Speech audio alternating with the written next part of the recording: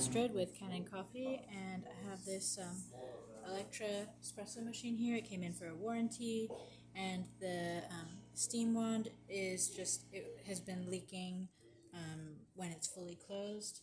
So the mechanism for that is pretty simple. It's basically this with a like this shaft that goes in here, and you just twist it to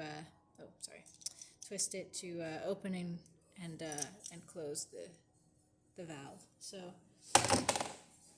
I replaced both of those parts with new parts.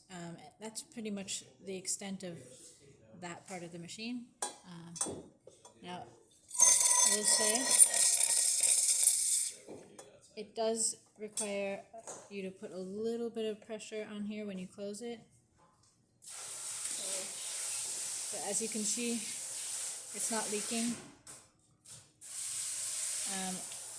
There's no condensation on this mirror, so it should work. There you go. Just another test.